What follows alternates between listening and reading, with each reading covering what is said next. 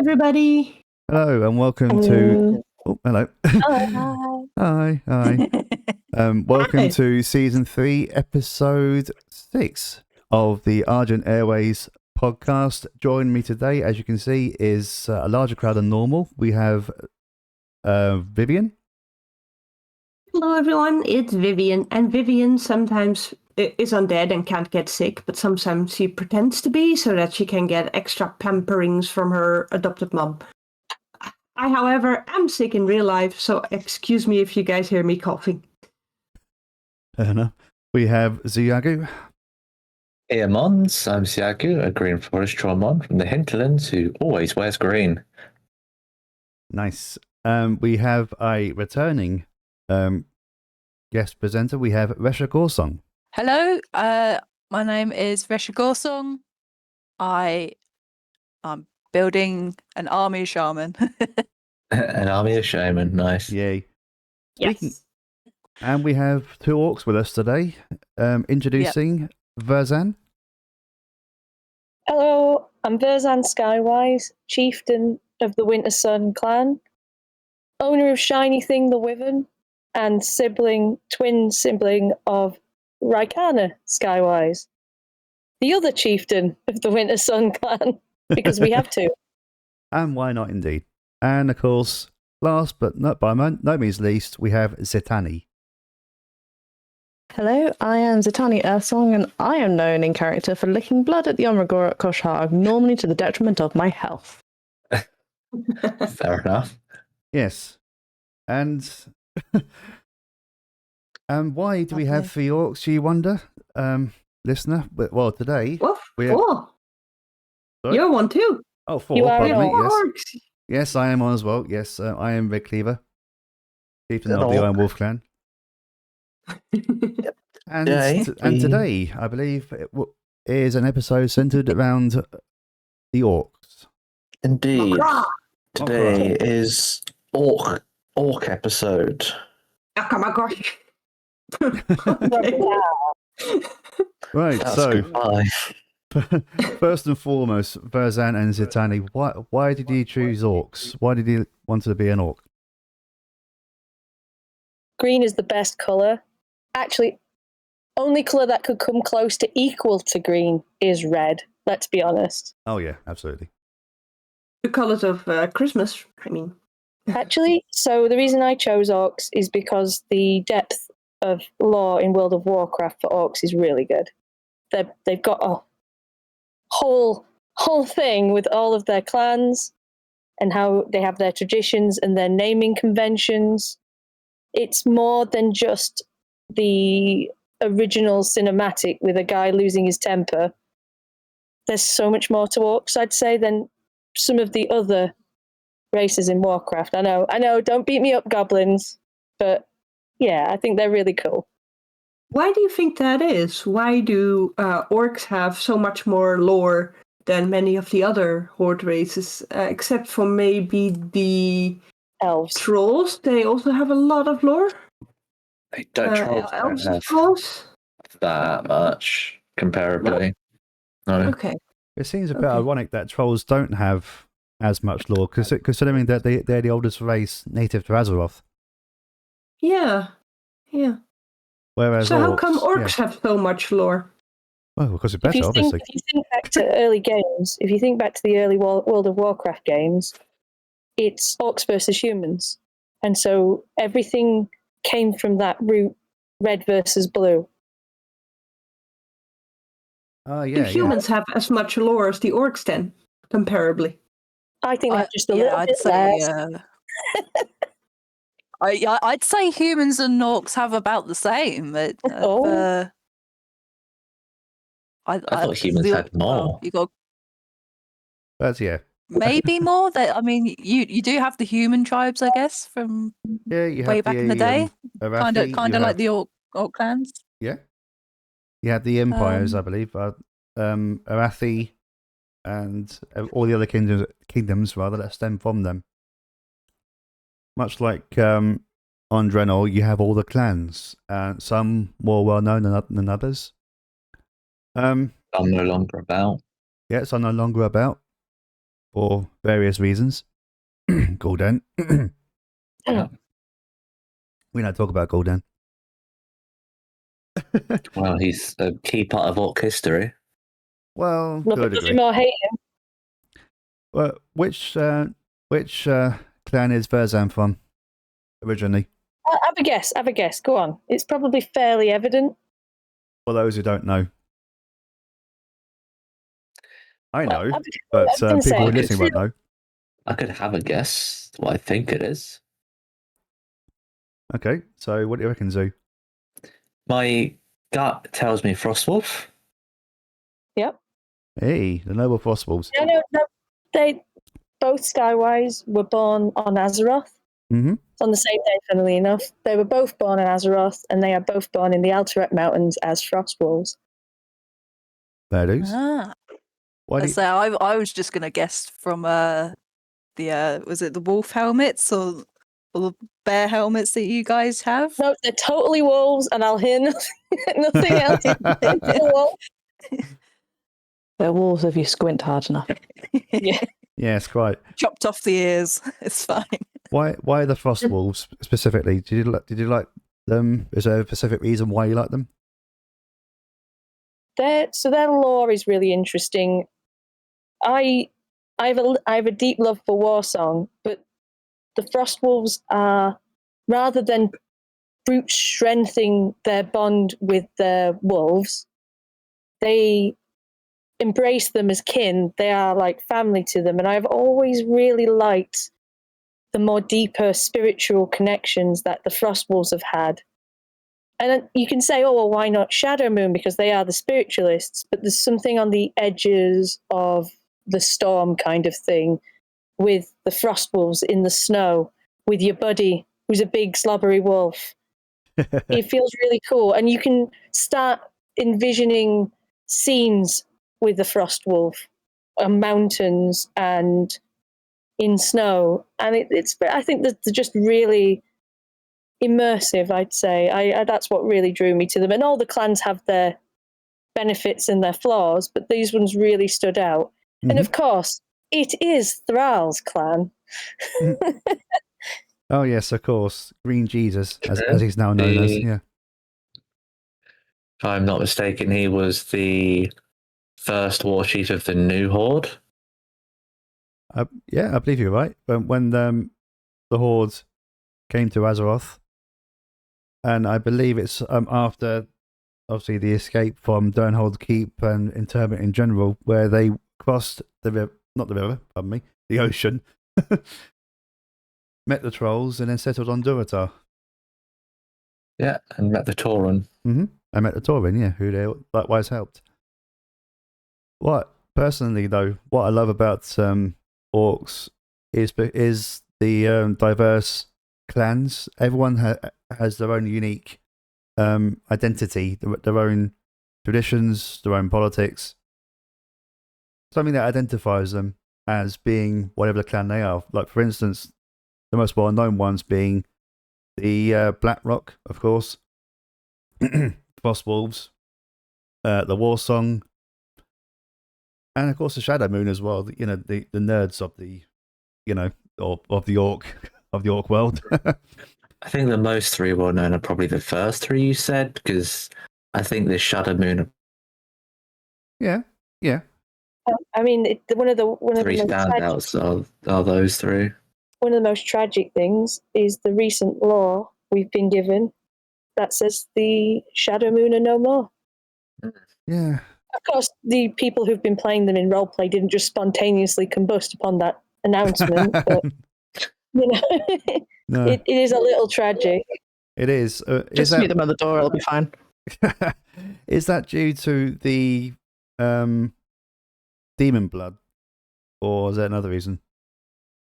I think they're trying to move forward. Obviously, we're going to be talking about Kosh'harg, and we can't ignore the fact that the game has now, in fact, put Kosh'harg in there as an orc-only event. Or at least it was. Well, yeah. Anyway, I think they're just trying to step forward. We haven't had a lot of drops of interesting new tidbits in recent years in the game, and I think I think it is good that they push forward. But the Shadow Moon was so cool, you know. Yeah, and believe it or not, lore-wise, the Shadow Moon were responsible for the Kosh'harg originally. Yes. Did not know that. Yeah, It was. the Kosh'harg was originally a meeting of shaman, who, which eventually evolved into a gathering of the clans, who all met in the ground on neutral ground.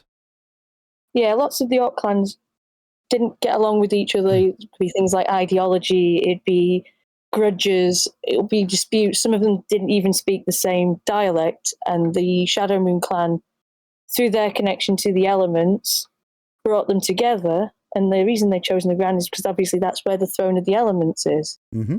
Where new shaman were either accepted or rejected by the elements themselves. The coolest, my coolest bit of Kosh'harg trivia is the name of Garadar, which is the main settlement for the Horde in the Grand in Outlands. Yep.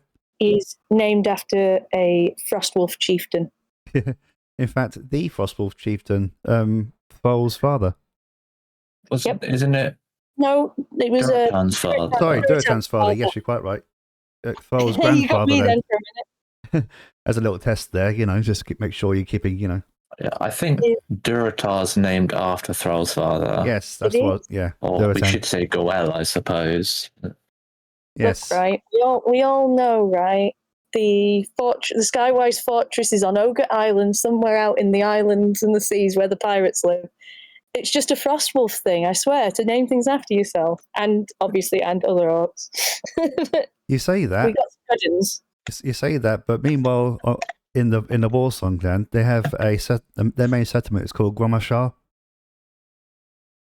Ogrimmar is named after Ogrim Doomhammer, the Black Rock. It's a very orcish thing. It is a thing. It's a thing. I Yes. suggest that we all name something after ourselves to leave a legacy. Like, I'm Absolutely. going to call my house Vividar from now on. Vividar, good name, good name. Also, the Dranoshar blockade is named after Barak Salfang's son. Yep. Yes. Oh, still too soon. Still too I soon. know. Too soon. It Sorry. is very sad, yes. Even all these years later. They don't make him like that anymore, do they? No. But there are other lesser known, well, I suppose lesser known, but still known in their own right, I suppose. There are the Burning Blade clan, which are basically orc samurai. Yeah. There are, of course, Bleeding Hollow, Yes. Resha's clan. Yep. And there are other less known ones as well, which I find quite intriguing, like the Lightning Blade clan. There's a reason why these guys aren't known, aren't around anymore, due to their name. These are the same orcs that, during a storm, as a rite of passage, they will hold their sword up in the air, and if you survive a lightning bolt, you're in. No wonder they're no longer around. Yeah, right. I never said orcs were necessarily the smartest creatures in Azeroth. Wasn't Well, there I have noticed a couple of orc stereotypes, though, indeed. There are, of course, the peons, which are not known to be super smart. But there are also the blade masters, who tend to be very butch, manly, glum, and grumpy. There are the wise shaman, and there's just a couple of stereotypes that I see returning both in the lore and in RP. And then you get the warrior that smashes everything. Yeah. Yeah. Isn't there also with the clans, I could be getting the name wrong, but something like Stormbreaker or something like that, Storm something, that was Gul'dan's clan before he was exiled from it? Storm something Reaver. like that. Storm Reaver, that's it. It's like the orc role players going, the Storm Reavers. We don't talk about those. Yeah. Well, yeah. if, as Gul'dan said, no one knows the name of my clan, and no one ever will. Which is quite ominous. Yeah. Quite ominous. Yeah, I mean, you've also got your Shattered Hand. Yeah. who are the gladiators, the pit fighters, who were historically enslaved by ogres, and their founder, their leader, Kargath, cut his own hand off to escape. Having won his 100 battles and been betrayed by the ogres, he cut his own hand off, freed himself, and started a rebellion. Typically, the guys who cut their hand off in the Outlands dungeon, I think it's Shattered Halls, he has cut off both his hands. And how this guy goes through the bathroom, we can only imagine. He has another hand. He has a third hand because of fell mutation. I could believe it. Maybe he's kept one of the hands he cut off and puts it on when he needs to go. Maybe he has a friend. Maybe. Who knows? Can you imagine if he suddenly sneezes? Just, ow! Well, he's a bit dead now, so... You've also got the Laughing Skull. Oh, yeah, Laughing Skull. Historically, enemies of the Frost Wolves. And I'm trying to describe their mental health as curious, right? I don't want to dunk on our Laughing Skull, but they are an interesting bunch who come from a bad place. Imagine the Joker from Batman, but in orc form. Yeah, that's essentially a Laughing Skull, and believe it or not, they're the exiles of the Blackrock clan. Yes, they are. That makes sense from Ball of the Draenor, where they're in the same sort of region as them. They live in they come from a savage jungle where everything wants to eat you, hurt you, or lay its eggs inside of you. So they're going to grow up a little bit strange, but they live quite short, violent lives. So they tend to take it all in quite good humor. They're really interesting with their ghoulish mass. A ghoulish mask, which happened to be the skull face of a relative. Yeah. That is stitched onto their face. So yeah, slightly unhinged. We didn't talk about that. Good humor. I didn't know they were stitched on. Yeah. Yep. That's how they stay on. They're stitched. There is so much orc lore that if I were to make an orc, I wouldn't know where to begin. What would you suggest for an orc wannabe? Where to start? Clearly, flower picker clan. I was going to say exact same thing. Actually, probably no one mentioned that. You're coming at it from a beginner's point of view. I would advise against playing some of the more extreme clans, Shattered Hand, Laughing Skull. I think that they're always a good advice for a second character, so you can play something that has a quirky difference. That is, once you're settled in playing an orc. One of the things that we advise new players say to roleplay and our clan is to watch the Lords of War videos that Blizzard produced for Warlords of Draenor. Yeah, they're good. Brilliant. Even though those videos actually describe the Warlords of Draenor orcs, they give you a good vibe check for the sorts of things you want to play. Yeah. There are certain... That's exactly how I picked Resha's clan when I first started role-playing her, because originally Resha used to be a dwarf before a race changed. No. And I saw the light. I joined the Horde side, so I knew I wanted to be an orc. I think this is around Warlords of Draenor time, and I saw the Lords of War, the Bleeding Hollow cinematic, and That's I thought, you know what? one, yeah. Yes, and I thought it was very cool where their chieftain cuts out an eye to see a vision of his death, and therefore doesn't have to fear it. So he can, go into battle, no fear, no nothing. And I don't know if it's true, but I've seen a lot of Bleeding Hollow NPCs who also have one eye. So I assume some of them have followed in their chieftain's example. And I thought, you know what?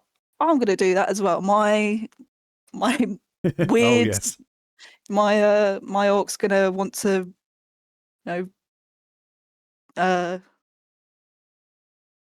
get some show honor to her clan and Yeah, do the Just same to thing. show she got the wrong eye. Yeah, I'm going to say eye patches are cool. Verzan has only one eye, has not done this ritual, is not a bleeding hollow. Eye patches are. Going back to what we were saying about what you suggest in terms of RPing an orc, bearing in mind that for your orc to remember Draenor, you had to be of a certain age. Mm. And Yes. there are certain clans that you need to be wary of. Because, as mentioned before, Shattered Hand don't exist anymore in the main universe. The Shattered Hand clan are now part of the Horde's spy network. Yeah, if you were going to play a Shattered Hand, my advice to you would be to look into the AU orcs, the ones that were for warlords. That's right, yep. Same with the shattered. The laughing skull. Sorry. So they are strictly a alternate universe. So are we going to explain the difference between AU and MU? Yeah. We probably should. We Probably should be an idea. So MU being the main universe, so the universe where Azeroth is, and then alternate universe is where we went to Warlords of Draenor, and it was an orc from that timeline that is crossed over into Azeroth. I mean, your choice is between your trauma choice as your character will be: do you like warlocks or do you like priests? As it was warlocks who, obviously, with the aid of Gul'dan, destroyed Outlands. Destroyed Draenor and made it into Outlands. And obviously, in the alternate universe, it was the light that it didn't necessarily destroy it. We're not sure what happened, but all of the spiritualist orcs essentially became refugees in main universe, having fled from the light that overcame their world in the alternate Draenor. So these things get complicated, especially, say, if you're starting a new character who happens to be a warlock or a priest. Lots of orcs have big feelings about them. Oh, yes. I have a question about the destruction of Outlands. I thought that was Ner'zhul when he sort of was panicked trying to find a new home for the orcs and opened all those portals and ripped the world apart. He was part of it, yeah. And but it was Gul'dan who raised the hand of Gul'dan in Shadowmoon Valley in Outlands, and that really broke things, shall we say. Made worse by the fact that Ner'zhul spammed the portal spell and... Yeah. I mean, to be fair to him, he went through a lot of stuff. That's one orc I feel bad for, Ner'zhul. He was just in love. He was in love. The Shadowmoon orcs, which Ner'zhul was a part of, am I right in thinking if you did want to roleplay as a Shadowmoon, it would only be through the alternate orcs? I think that's down to the group of role players you're with, because obviously we've had people playing Shadowmoon orcs before the recent update, and their main universe Shadowmoon orcs didn't just suddenly go, oh, well, I don't exist anymore. And so I think it is possible to have played them, but the chieftain of their clan has somewhat gone, we're going to put a pin in this here and now. And so in theory, there are no new ones, but there's nothing to stop a role player wanting to play the slightly older lore, at least from my viewpoint on it, because I think people should have more choices. A main universe orc, if you want to play RP a Shadowmoon or whatever, I'll suggest that they come from Garadar, because there's a lot of refugees there still. Yeah, I mean, there's a lot of really interesting lore around Garadar, because obviously that is where the Lakosh began. in Outlands. And this is a recent exciting thing for orc players. Lakosh, I know. Lakosh is an orc priest, and then they are the people who are going out into the world to use their magic and their stories to write what orcs call Lokvadnod, which are orcish stories of heroes. But it is an interesting in for players who aren't necessarily wanting to do light worship, but want to do orc cultural priests. Interesting. They still use the light, but they are doing it in a very orcish way. It's more of a spiritual side, I think. Yeah. That's the word I'm searching for. It's spiritualism, and they're very, very cool, and there should be more of them in the world. Absolutely. How recent is this stuff? Because this thing with the Shadow Moon not existing and this Lakosh, I've not heard of those I think things the Lakosh before. was Dragonflight, right? It's quite It's recent. really recent. I'd say it's as per the Kosh'harg.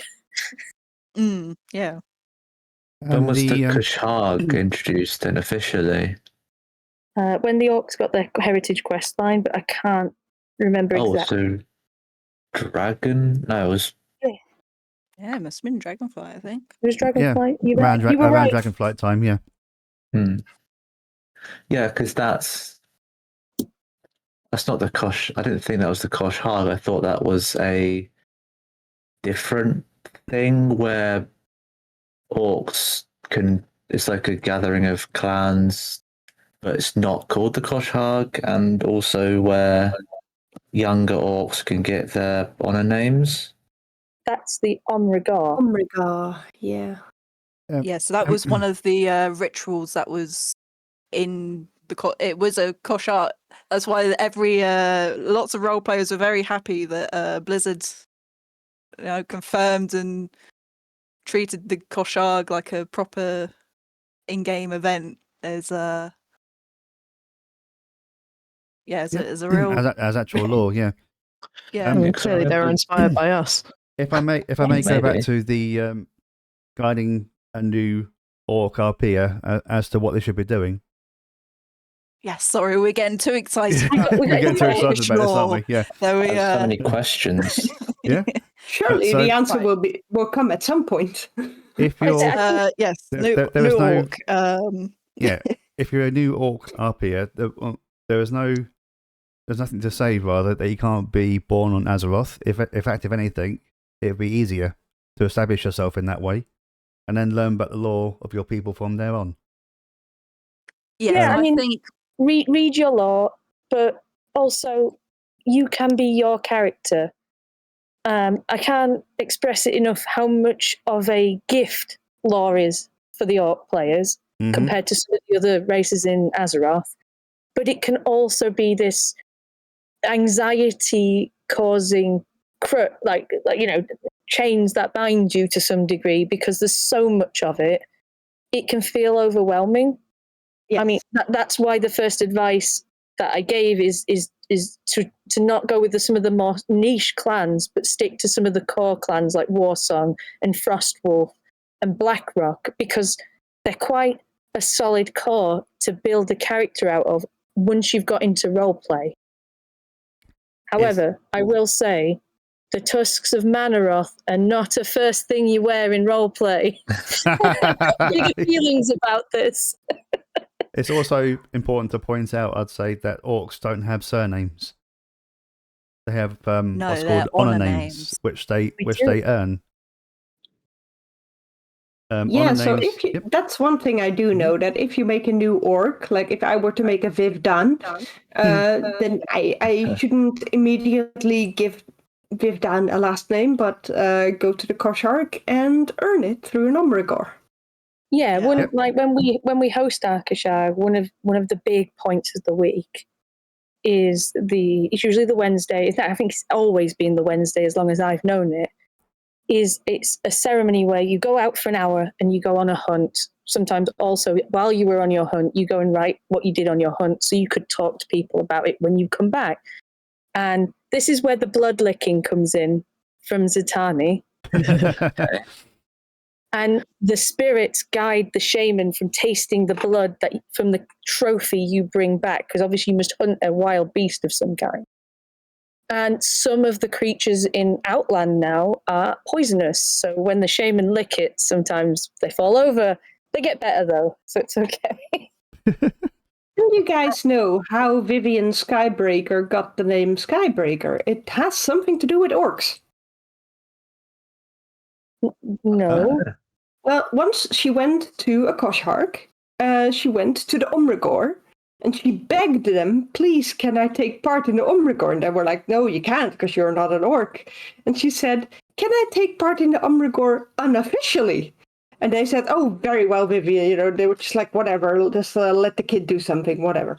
And so Vivian set off to do her heroic orc thing. But she, of course, was she's very gullible and not all that smart. So instead of killing an animal, she rescued one.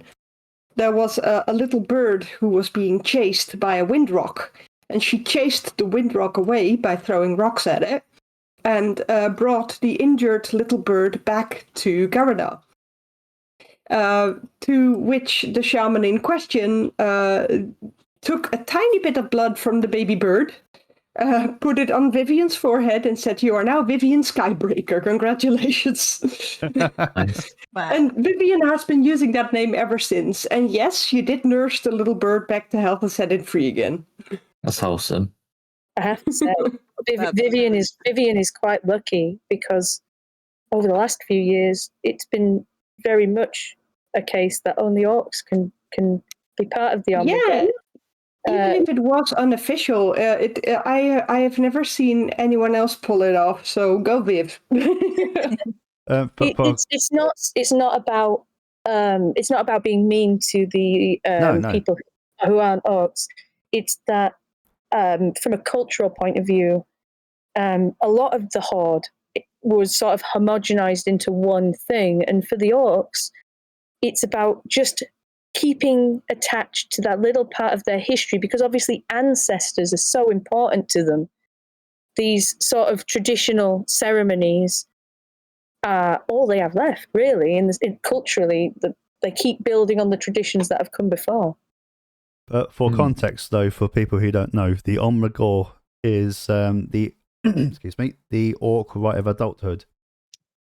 Yes. They undergo this rite when they become of age, somewhere between mid to early teens, I believe.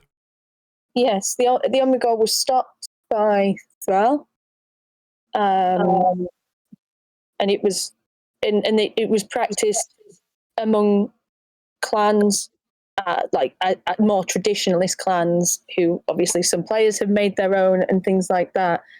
And this is in the main lore, whereas in Argent Dawn's lore, we have the Kosh'harg that has been being organised in Nagrand. We've probably been, I think, as a community, we have probably been running Kosh'harg by different people around 9 years. I want to say 9, and I think it could be more. So, may I just explain more about this Omrigor just real quick, because it is a very interesting part of the orc lore in general.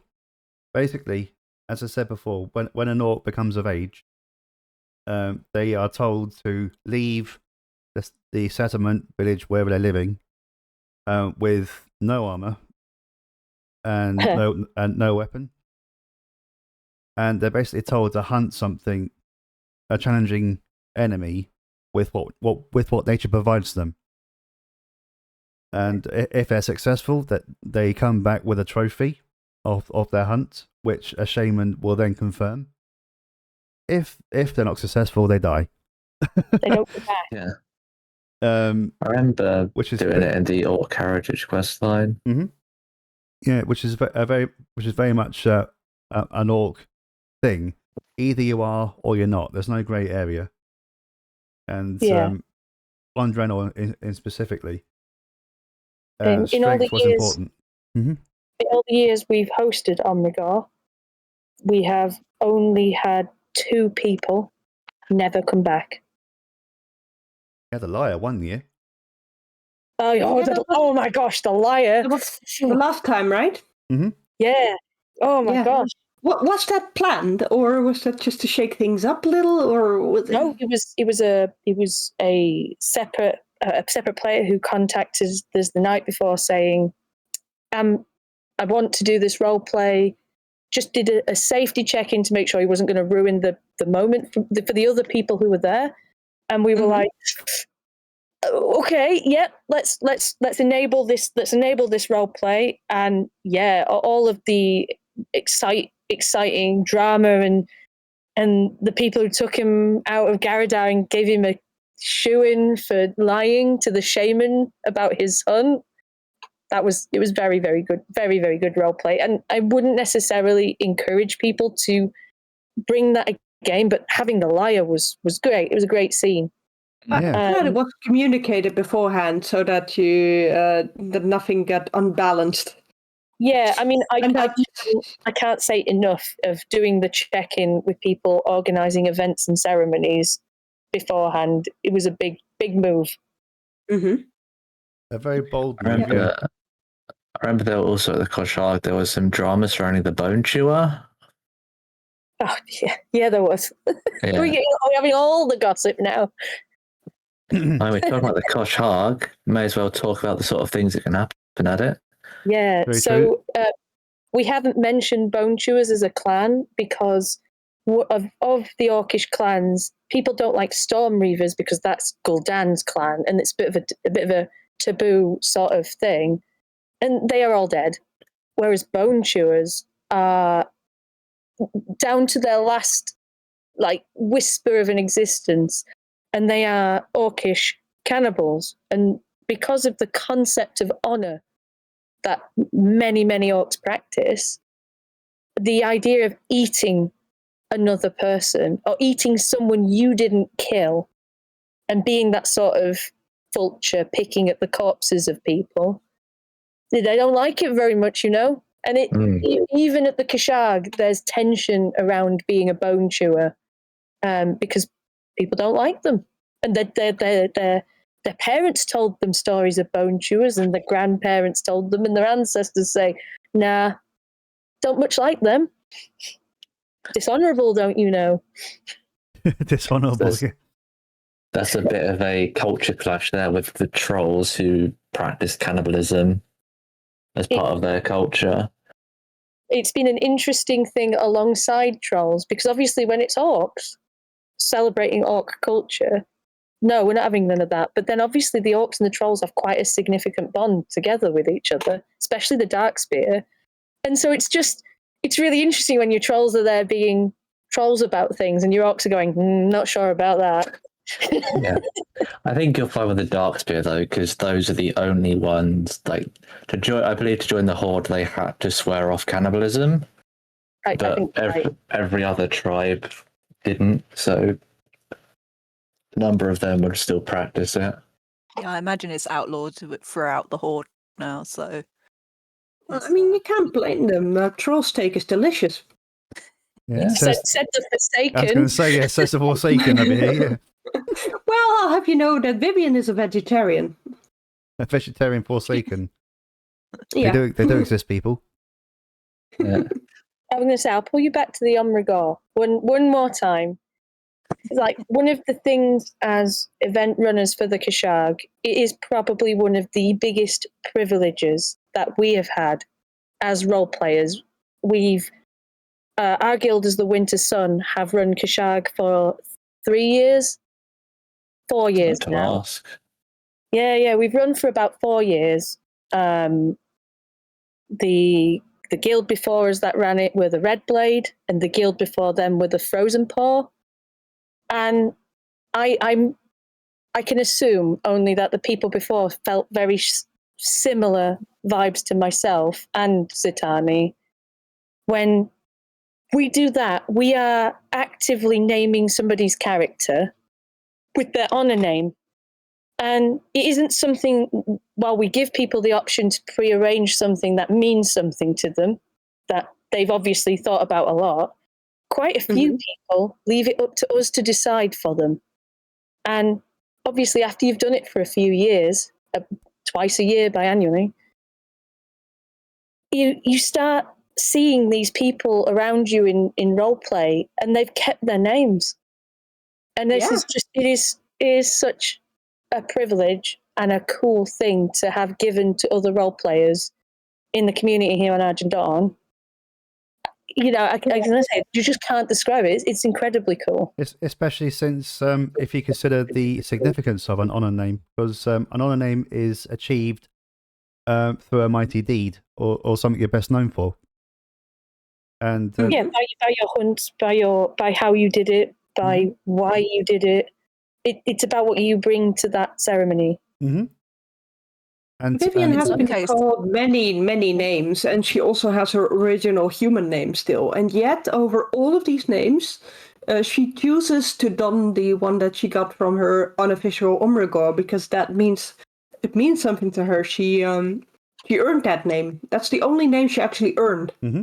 And she's very proud of it. So if it's like that for a little Forsaken who did it unofficially, I can only imagine what an honor name must mean to an orc who has been RPing an orc for years and will RP an orc for years to come. Yep. My first experience as an orc was actually taking my Omrigor. Oh, nice. It was a very, very odd experience. I never dreamed that, many years in the future, I would be standing there being the shaman, poking blood and being like, yep, he speaks true. Brilliant. Whilst I dying in the corner. Also, not to forget that honor names are a feat of strength, so it doesn't have to be through the Omrigor. I know, so Resha's mentor, I believe, so he was the Farseer before her. He earned his honor name through, I believe it was an event where in one of the Iron Wolf events, he did some earth spell which caused the part of Stone Talon to break, and I believe his honor name was Baron Shake after that. Like I say, great deed is something that it happens to you, and that's why it's one of those almost exceptions to the rule of Omrigor, because destiny chose that moment, and now you've got to deal with the fact the shaman are all excited about it. What's that say? Sorry, I have like two orcs. Mm-hmm. One I gave an honor name. He's a Frostle, but I gave the honor name Blind Beast. As sort of in his hunt, he managed to blind the beast from range before felling it with arrows and stuff. But the other one doesn't have an honor name, and I think they're like an AU Blackrock. I can say Verzan's honor name and her sibling Raikana's honor name. It's, if you ever wondered why Sarfang and Sarfang Jr. are very similar and they carry their name forward, it's a tradition amongst the orcs that if you believe that the legend of your parents' name is not yet over, instead of taking a name from your Omrigor that the shaman choose for you, like Earth Song or Gloommaw or other names like this, instead you can carry forward your parents' name and you make a legacy name. And so the Skywise carry their father's name because he was among the first of the orcs to meet the Tauren. And the Tauren taught him how to fly on the back of a wyvern. Wyverns are quite, the wyvern pilots are quite famous in Alterac Valley. And he re-earned an honor name once he knew how to fly. He didn't feel like he was represented any longer by the names of conquest that he came with to Azeroth.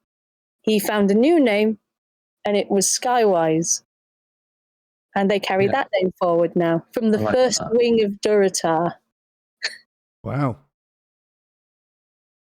That's a very interesting story. That's like for, I don't know if any other role players have done that, but See, there's yours with the Skywise, but in lore, I can only think of two, and that's Sourfang and Hellscream. There are not many who have. I think it's just a little footnote in Orcish lore. Again, it has just that much depth to it, and it's such a fun thing to have chosen at the start. I think for Resha's honour name, I was really struggling with what to give her name. I didn't have any of this information as a new Orcish orc role player. So my inspiration came from Orgrim Doomhammer, and his honour name comes from the Doomhammer. So I had this a similar idea where my Resha's axe would be called Goresong, and it would be handed down to her, and so she took up the honour name, and her shaman artifact, like heirloom weapon, so and carried on Makes that sense, yeah. legacy. Speaking on like Doomhammer, because he was a Black Rock, right? Mm-hmm. He was. Yes. Yes. With Black Hand, what? Because obviously that's the Black Hand. What was War Chief Black Hand's name? Like the War Chief of the Black Hand clan, not the ones in Black Rock Mountain. Is that known? Oh, wow, that's a really question. Oh, I'm going to say it's up there with the what came first. Was it the Black Rock Mountain or was it the clan? I don't know the answer to this one. I think it's just Blackhand. I don't. Well, he's known as Black Hand because of his black hand. Yeah, he went to reach for the Doomhammer in lava, and yeah, As now you do, then he, you know. yeah. Look, right, it's such a. I think I can think of what is the clan's most common injury, right? And I can think wolf bites for frost wolves and axe to the face for Warsong, right? Forge-related incidents for Black Rocks must be on a premium. Must be, yeah. Interestingly, a bit of orc lore for you here. The Black Rock clan are the oldest of the clans, and arguably, all orcs had the same charcoal grey skin colour at one point, because way back when, in the early days of Draenor, they had what are those things called? The Gruul, not Gruul. Gron. Thank you. The Gron roaming about, and they were the apex of Draenor, and orcs were living in caves in Black Rock, in Gorgron. Pardon me, in Gorgron. A bit like trolls. Okay, the Gron is an endangered species these days. Yeah, nowadays they are, because one day the orcs decided to grow a pair and conquered Draenor, and conquer they did. Wasn't there something before the Grons that was bigger than them? I seem to remember that was a thing in Draenor's lore. The Colossi. Something like that, yeah. Yeah, you see it in Frostfire? Frostfire. You see the Thunderlord have built a whole settlement inside of a dead one. Oh, another clan you want to be wary of, the Thunderlords, because Where? Yeah, because they're not very well liked. I bet they're a delight to their friends, I'll have you know. But you know what? If you're a frost wolf, you've probably got big feelings. Yeah. What? Speaking of clans, what are the main clans that make up the Winter Sun? Are they all frost wolves, or are they a mix of different clans? We are actually a mix of different clans. You probably won't find a place in the Winter Sun if you're a Bone Chewer or a Storm Reaver, but generally we are a mix of clans. There's probably a disproportionate amount of Warsong and Frost Wolves in the Winter Sun, but we do have a few. We've got one very famous Laughing Skull, I suppose. We've got Head Taker, the Earkeeper, who will be at Kosh'harg selling cackle bites. I know that name. I know that name. Yeah, he's a unique experience to anyone who meets him. But we've also got Dragonmaw in our clan as well. So either plenty of players. I'm going to say, I don't think we've mentioned Dragonmore yet. No, we haven't The yet. I was going to mention Born Dragonmore earlier. salty. One of the most obscure of clans and one of the most coolest, I dare say, and that's from a war song orc, right? How big is the Banner of the Winter Sun at the moment? Like, how many people would you more or less say active members do you have at the moment? Somewhere between 10 and 15. Oh, so there's room for more, you guys. Oh, absolutely. The clan itself, the Winter Sun clan, I'm going to have to talk about them now. You set me off, Vivian. Go for it. I'm going to have to talk about them now. By all means, Yes, go ahead. tell us all.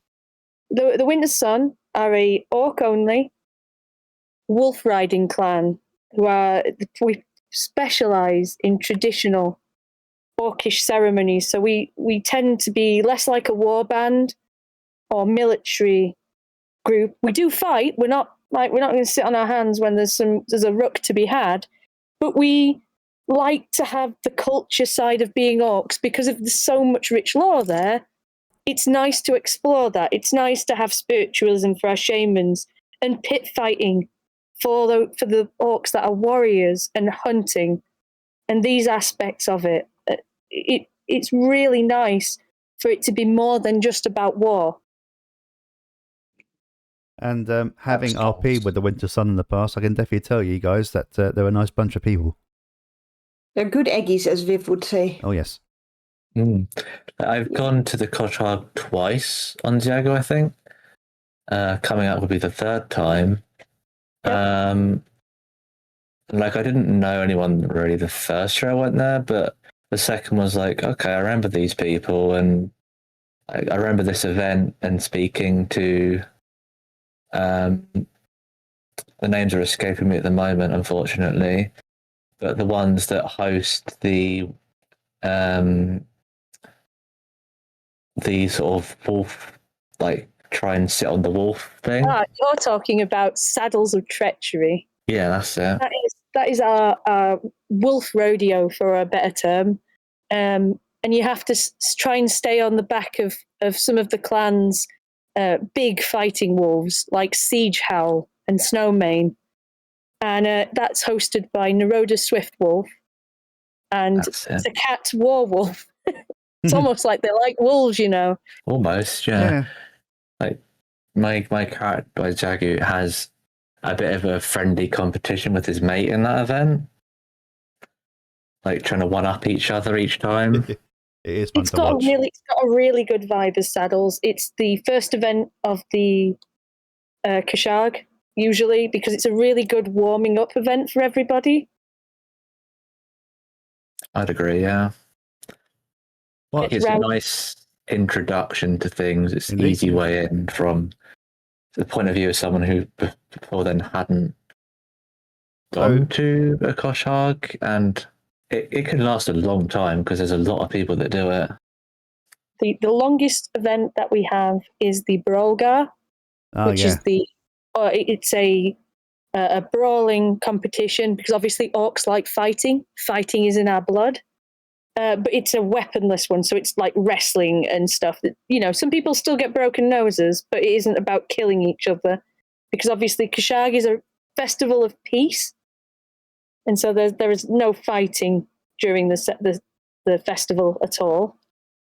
Not entirely true what Vivian always says then, because she says about orcs, orcs think with their fists, and orc talk with their fists. So that's true everywhere except Kosh'harg. Generally speaking, they would, yeah. The fist is an expressive part of your body, I'll have you know, Vivian. Absolutely, yeah. Yeah, I mean, you wouldn't notice not being an orc, Vivian, but you know. you can say a lot with a fist, right? Yeah, of course. Yeah. I mean, politeness to an orc and diplomacy to an orc. A handshake. Yeah, would be. Well, I suppose you could just say politeness. Politeness to an orc would be warning you before they hit you. Yes, that would be honourable conduct, I'd say. With the Brolgar, I'm thinking about last Kosh'harg and Resha's one with an owl. Yeah, you fought an owl. Like, we were like, Someone decided to join a brawl as an owl, and I Moonkin. was one of the no, it was it was an owl role player. Like yeah, it's an owl role player. Now I remember. Yeah, it was the whole owl. Resha's been on a little spiritual teaching lesson thing, and her teacher uses an owl spirit, so it was just karma for. No, but the important question is, did you win against the owl? I did win against the owl, but then I immediately lost against the next person. So I was the owl now understands orc culture. It's all about the message. I was so hoping Resha would lose to the owl, Wow. and the owl would go on to win the competition. Oh, God. He's going to And be the back entire this time year. we were just sat there, I was like, I swear, if this owl wins the entire Brawlgar, we might just have to quit and give up, go home. He'll be back this year, you know that. I hope the owl can make it far. I hope There is the something rooting about for the the owl. Laughing Skull Kosh'harg. does as well. I remember the There Laughing is Skulls in last year. There a was a lot. Kosh'harg mystery that's been made me wonder for a while. There is a level 2 or a level 10 dwarf that keeps appearing. Grimgy. Yes! Who That is guy. that? He's Why do they do what they do? unfortunately, nobody can disclose who Grimgy is. They're an international man of mystery. Sorry. He's an honorary orc. No. No? He is uniquely a Grimgy. But Oh, okay. definitely an enthusiastic attender, but we just sort of grown to adopt it over the years. He's probably the most frequently killed dwarf in the history of World of Warcraft. I would agree. Yeah. Quite possible. That reminds me of, I think it was a Worgen or human there last year that was lingering at the back of the opening ceremony for the Kosh'harg. Yes, they were politely asked to step away. The Kosh'harg itself as a ceremony, because of the nature of how the game is changing for more of a neutral approach to the two factions, we've been quite firm on keeping Kosh'harg that we run in the Grand as a celebration among the Horde and just the Horde. Yes. We are the smaller side of Argent Dawn after all, and so it's just nice for it to be a Horde event. Yeah, you say smaller, which it is, but the amount of role players that turn up to the Kosh'harg, like hundreds of people turn up. I think It feels our record is 300, which was during lockdown. Wow. Yeah. Oh, wow. We tried to keep around a head count. It's quite often 200 ish thereabouts. Good turnout. Yeah. Where do these people come from? I never see these people. They all just turn up. It's actually quite lovely. I mean, unless you're in the queue for Brawlgar, at which point it may be a little bit less lovely. What was the most sign-ups we had, Z? We had to fill 2 raid teams for the first round. I Wow. think I was part of that. That's a lot of people. My advice, if you're coming for Brawlgar, is that you make sure you're okay to have a late evening, especially if you get into the final rounds. Yeah. We do our best. We do our best to get through, but it does go on quite late. I did the drinking one before Do you as ever well. have to say no because there are just too many people signing up? We like it so that everybody can play. Almost all the games that get run at Kosh'harg, from archery to Saddles of Treachery and Brawlgar, or cooking contest, are there so everybody who comes has a chance at playing. And we don't like closing the sign-ups on them, which might be a lesson in hurting yourself as an event organizer. But that, we like the pain. We don't want to turn anyone away. I will say that as someone who, with Taka, hosts the Brawlgar, although I will notoriously complain about how many sign-ups we get, we are fully prepared physically and mentally for a lot of people to sign up, and we would not want to discourage anyone from joining in, because we do pay attention to everyone. So if you want to join in, please do, go for it. Don't let the numbers turn you away. As we are wrapping up this segment a bit, I was wondering if you guys could tell us when this year's Kosh'harg is, or this autumn's Kosh'harg is, where people can find you guys if they've never been before, what time you start, that sort of thing. And the I have a events quick during thing to it. mention one of the events after, actually, that I quite liked from last time. What's that, Zoo? What was that? The drinking one, where yeah. you're sat on a table rolling to try and keep your drink down and not pass out. I really liked that one because of how close it was. You sort of got to just talk to other role players in character and get to know the characters throughout that, which I didn't really have with the Saddles of Treachery or watching the Broadgar. But with that one, you can like really sort of get to know the characters that you're with around the table, which was really nice. Yeah. Yeah. I mean, That was a fun one. I mean, that's lovely. I mean, it's just lovely to know that that's the experience you've had. That's really wonderful. Kosh'harg's dates this year, the last one this year, we run twice a year, but we are running on the 29th of September until the 5th of October. Our first evening will be the opening ceremony, which is the time when we sort of draw everybody together, and we have the shaman do a ceremony and a ritual to open it, and we welcome everybody, and we lay down the rules for the week, obviously reminding people not to do violence. I know it's really tempting to be brawling all the time when there's lots of exciting people around. We always ask them not to do that. And then we let everybody run off to Saddles of Treachery, which is run just after the closing ceremony finishes. And that's our first day. On the second day, we do archery, which is hosted by myself and Raikana. And then when archery is finished, the marathon, the Nagrand Marathon begins. And that's people going on almost a tour of the entire of the zone. They run around the main ring of roads around it. And maybe someone wins, maybe someone takes their clothes off. These things happen. And that's the second day.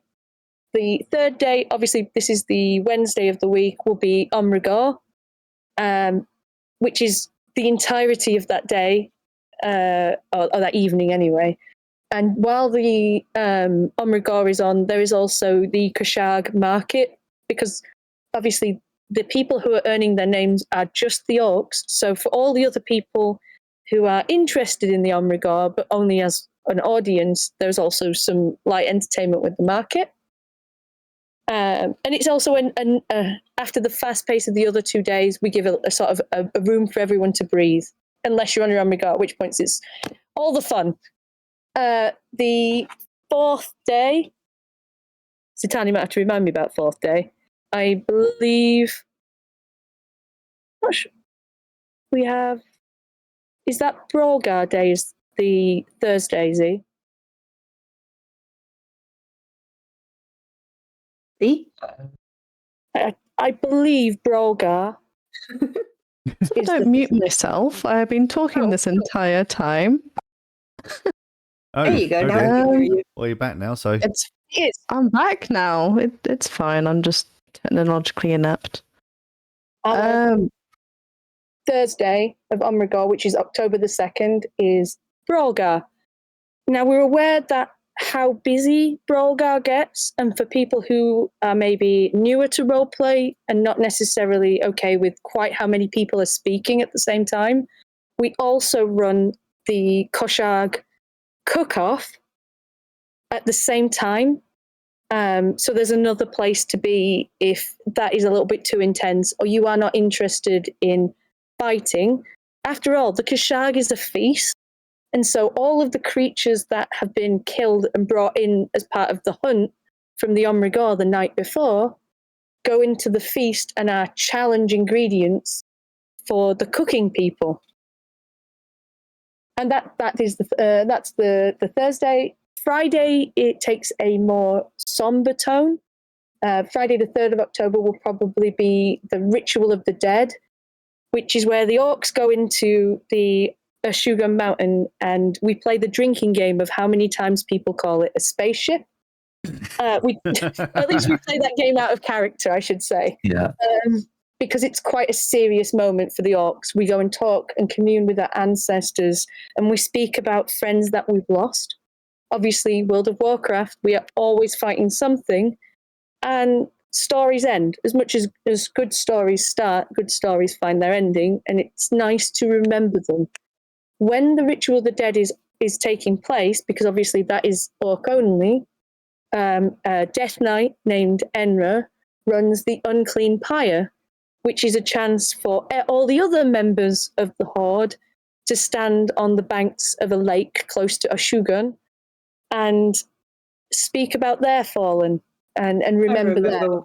I remember when that started. That was Vel, who was currently at the Frozen Parkland, yeah. In many ways, the reason that we've never renamed it is because it was Belraven's creation, and we build on the traditions as the event grows, and so we've kept it as it is. Yeah. Saturday.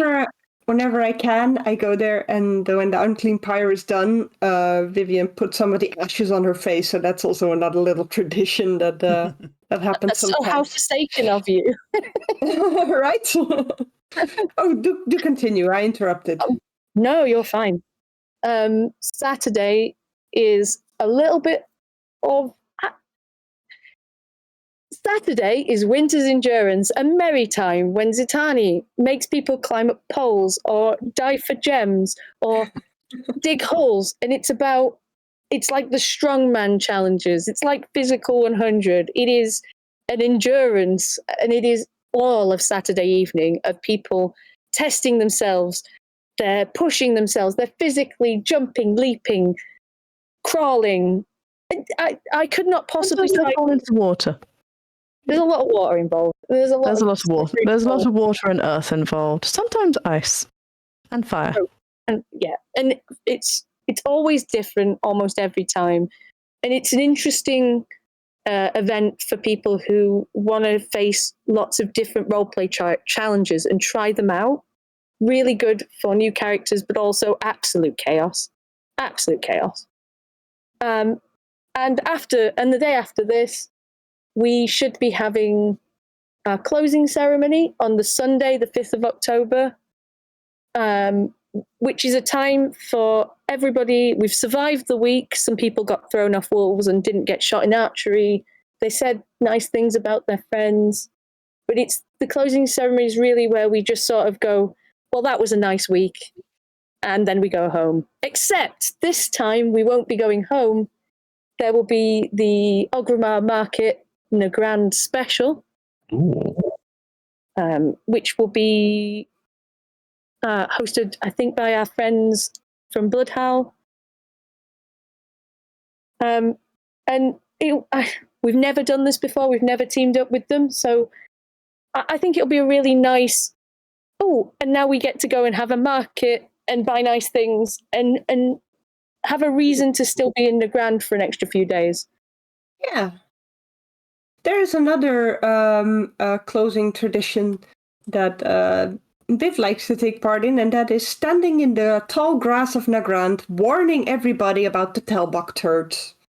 Oh yeah, there are a lot of There are a lot of very, very large turds lying around, and Vivian jumps around near one going, look out, look out, look out!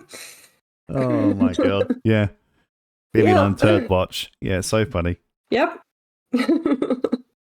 Maybe that is the final challenge, and we're just not telling everybody about, You didn't mention it, is I can't remember what it's called, but the drinking one happening this Kosh'harg? Drinking will probably be announced a little bit later. Excuse me, the person who is usually organising it, they can't tell if they will be at work that evening or not. So we just have to cross our fingers and hold our breath for it. Drinking was started by Kakosh, of course, but it has been taken over by another person, Kazura Thundertaker. So we'll see if they can do it for us this time. hopefully that was a nice one. That was definitely an interesting experience. It was funny and it was nice. Yes, watching everyone just pass out around you, like. And the comments being made to each other. Yeah. Oh, that was fun. Thank you very much for describing the Kosh'harg to us. I would definitely recommend any new orc RPer to get involved with the Kosh'harg. It's a great event to get a flavour of what it is to be an orc. You know, I'd recommend any new role player do it. Oh yeah, absolutely, yeah, that as well. You don't have to. I'm going to say this: you don't have to be an orc to come to the Kosh'harg that we host in Nagrand. Even before the Blizzard law dropped for the heritage stuff and for the new Kosh'harg that is in Durotar, we were hosting this in Nagrand. And as long as we are able, we intend to be hosting it as an opportunity for people to experience orc culture. And that means everyone. Yes, even Vulpera biscuits. Vulpera biscuits? It's a celebration of the Horde. If Vulpera want to bring biscuits, I highly encourage them. Oh, I see. Right then, shall we move on to, unless anyone has anything else to say or ask? No.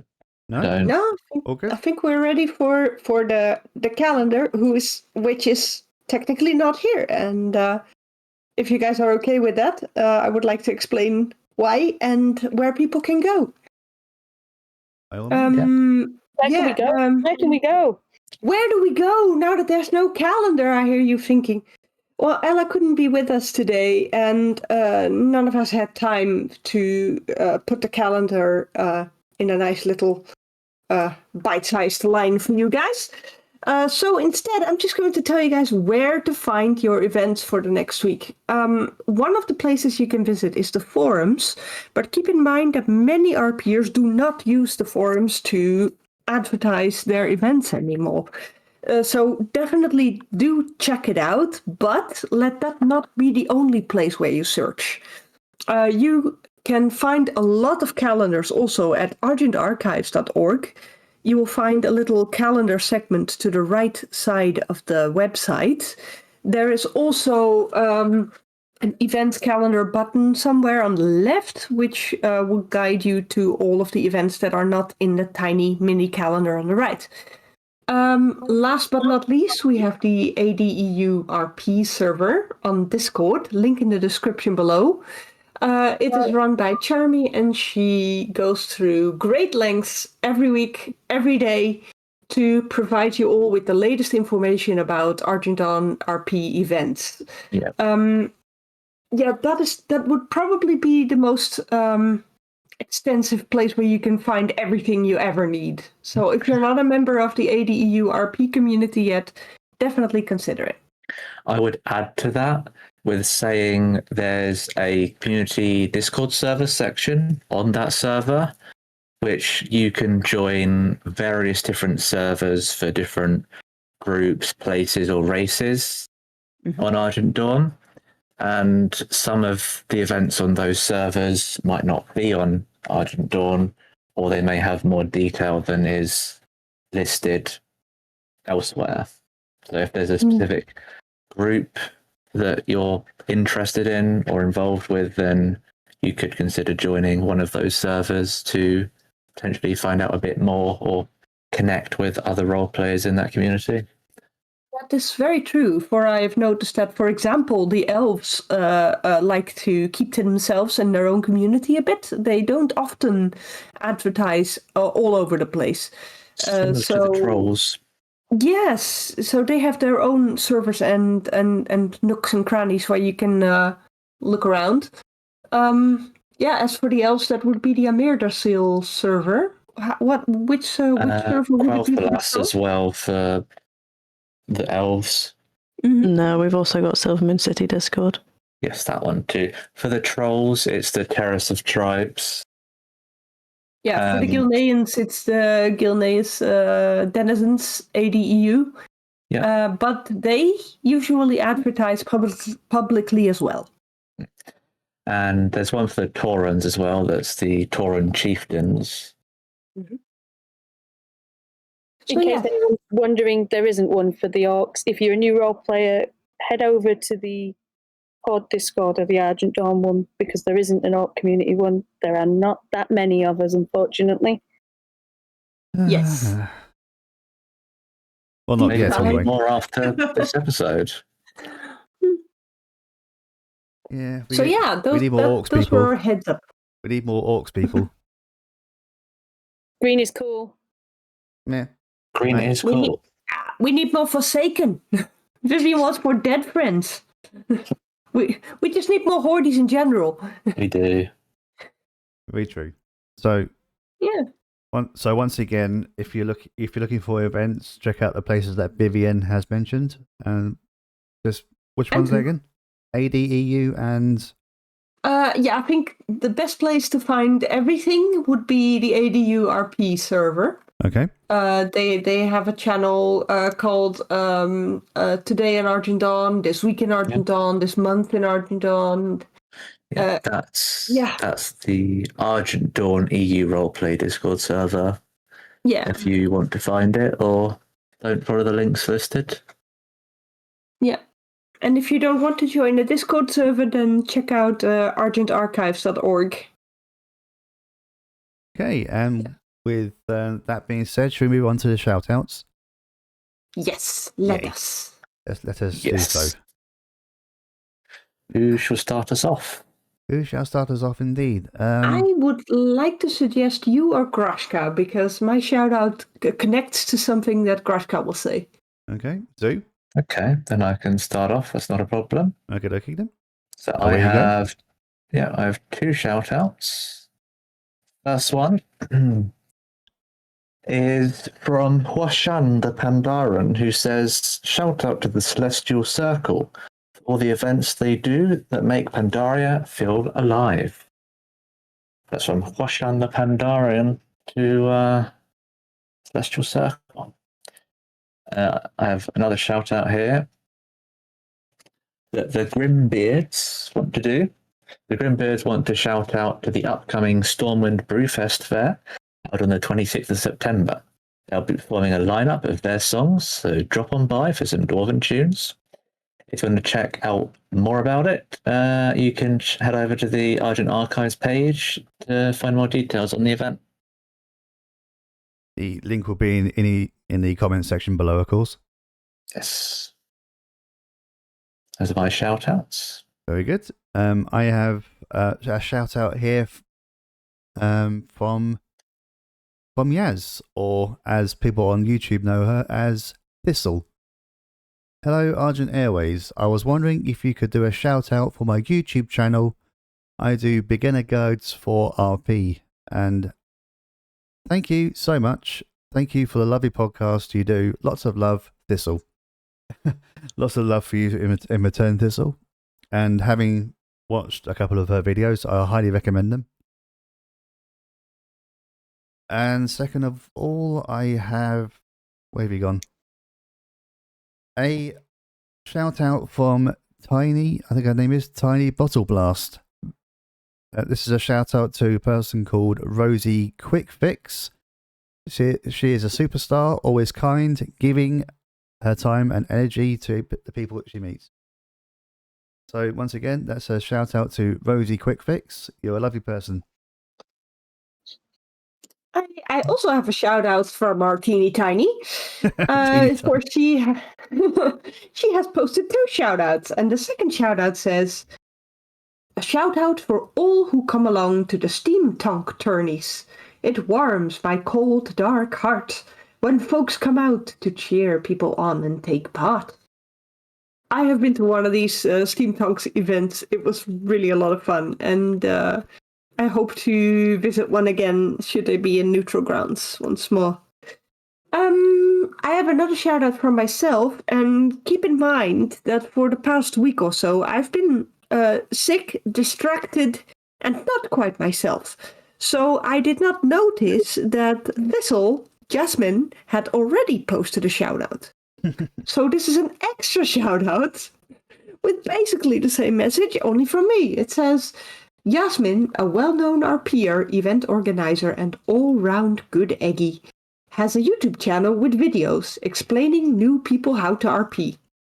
She explains everything from add-ons to the do's and don'ts of RP in a calm and patient manner. I think she did an amazing job, and I'd love for this YouTube channel to reach our RP newbies.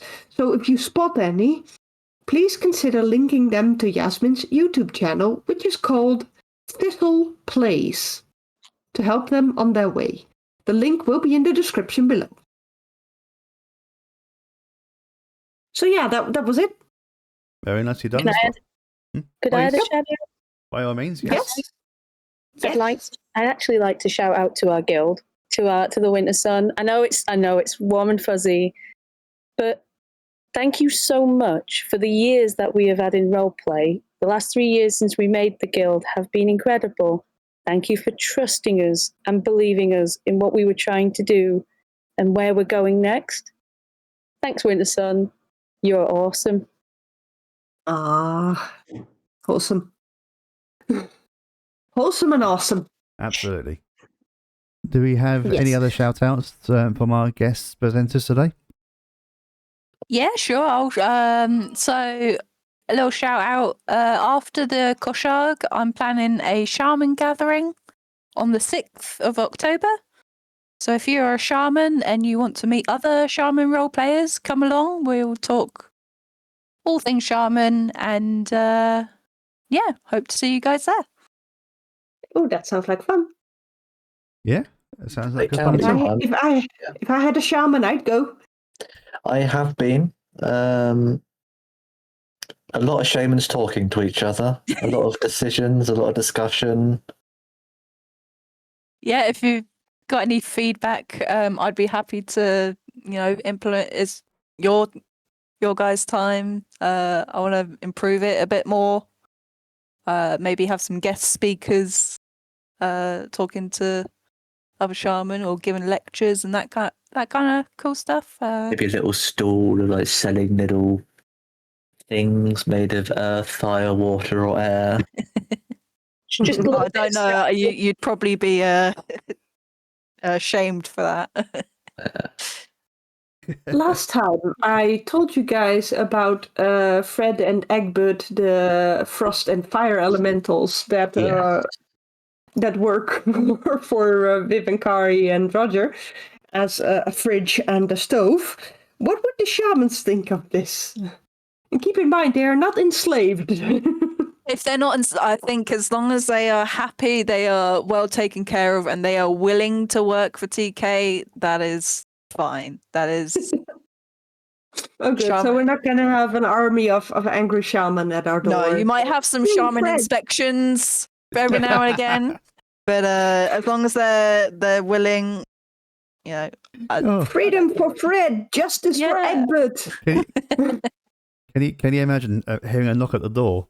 Hello, I am Grok from the Elemental Protection Services. Yep.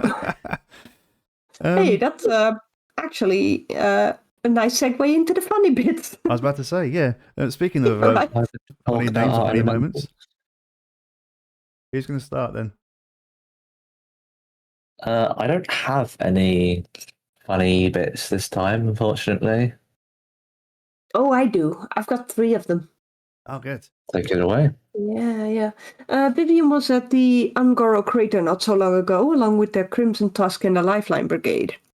They were gathering dinosaur eggs and dinos for the Suramar Zoo. And at one point, she saw Marla Wormlure of the Crimson Tusk, the Warlock. She was standing by the riverside with 2 Vulpera, and they had to get across from the river with a couple of eggs, I believe. And they were doing lots of RP, including getting a drop of blood, drawing a ritual circle. Various trinkets were involved, like teeth and crystals, ritual chanting, etc. All of this to create one of those warlock gateways, to help them across.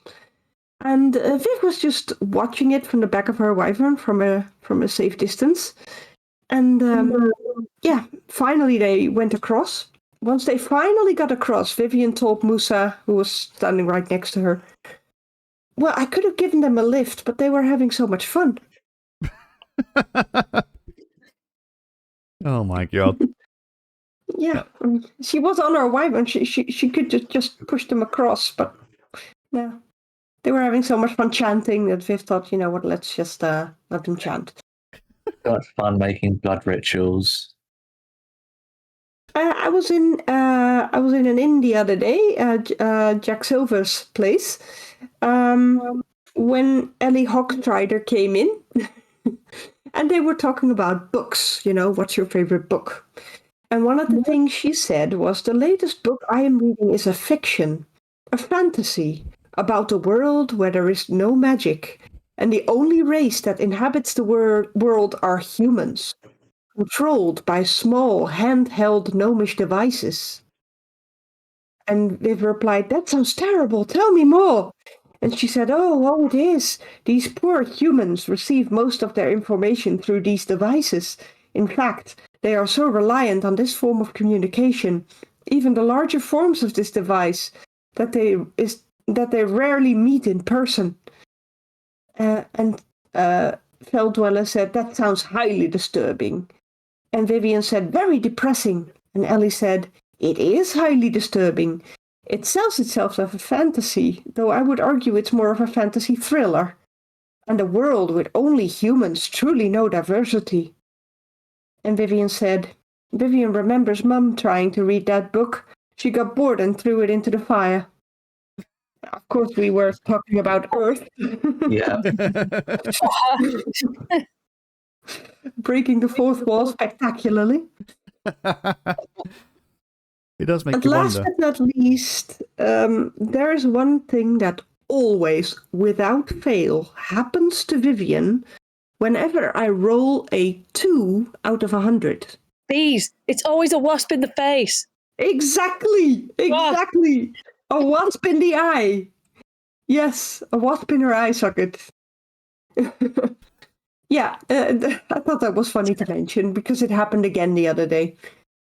She even had it when she was down a cave at one point. There was absolutely no logical reason for there to be a wasp there. Oh, there are cave wasps. Now we've found Hallowfall. Cave wasps are worse.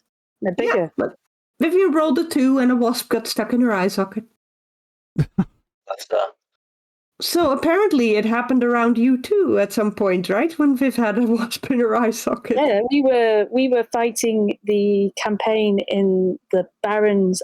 I think we were against, it must have been Twilight of some kind, and we ran the flying mission, and you happened to be on my mission, and you didn't just roll 2 on one of the objectives, you rolled it on a couple, and your head must have been full of wasps. Yes. It's Which is how we came to know this. How often I roll a 2 out of 100. It's just, and because it happened all the time, I decided, you know what? It's going to be a wasp in the eye. Well then. Amusing. Like the wasps only bother Viv, no one else. It's like a heat-sinking wasp. Yeah. A Well, Viv-seeking Vivian's wasp. Really warm, yeah. Oh god. Right, do we So have those were my funny bits. and great funny bits they were as well. As always, of course, if you have excuse me, if you have any funny moments, topics you want us to discuss, you're more than welcome to join us on our Discord server. Link will be in the description, of course, along with links to what's been previously mentioned. Oh, speaking of, Grashka, Yes. we had a beautiful long list full of interesting topics, and they disappeared. Oh. So if we have not mentioned your topic yet, and you're like, when are they going to talk about my topic?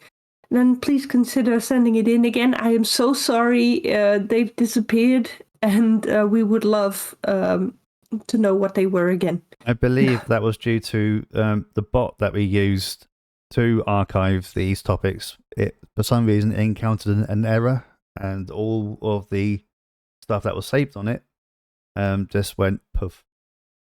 Poof. Yes. Yes.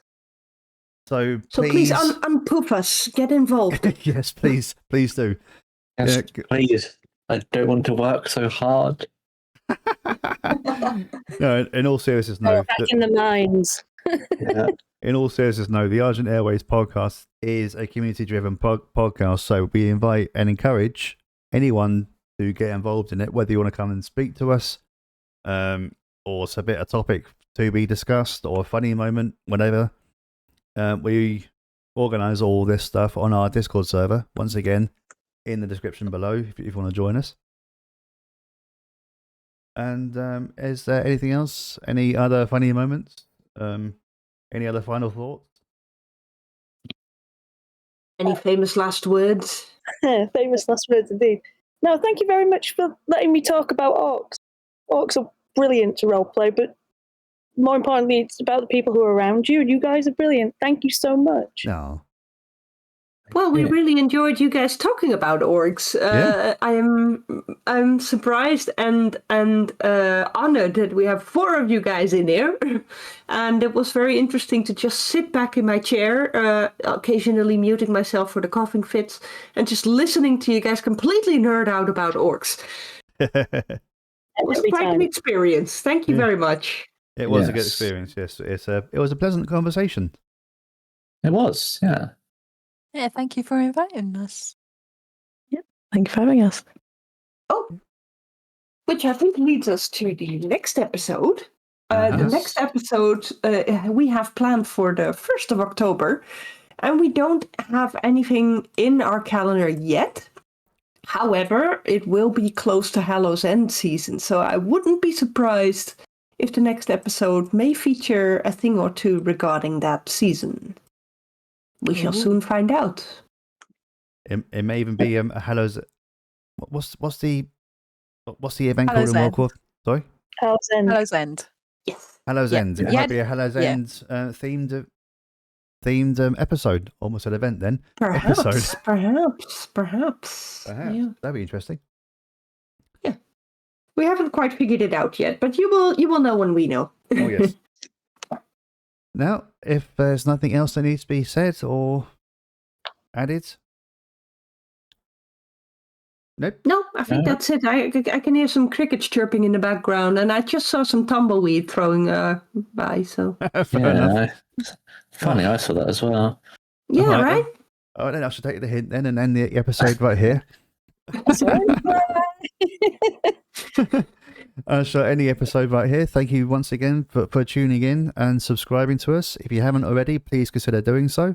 You can also find this podcast episode and our previous episodes on what's it called? Spotify. Thank you. Apple Podcasts and all other manner of platforms. You can also follow us on Blue Sky. Links again will be in the description and on our YouTube page. Thank you, of course, to our guests who came and spoke with us this evening. That's all right. Nice to be here. Nice to meet you guys as well, Yeah. as always. And See you at Kosh'harg. See you at the Kosh'harg. Oh, Yeah, yes. absolutely. Yeah, the Kosh'harg. Absolutely. I look I'll forward be to there it. with bells on. Until then, however, bye everyone. Goodbye. Goodbye. Bye. Bye.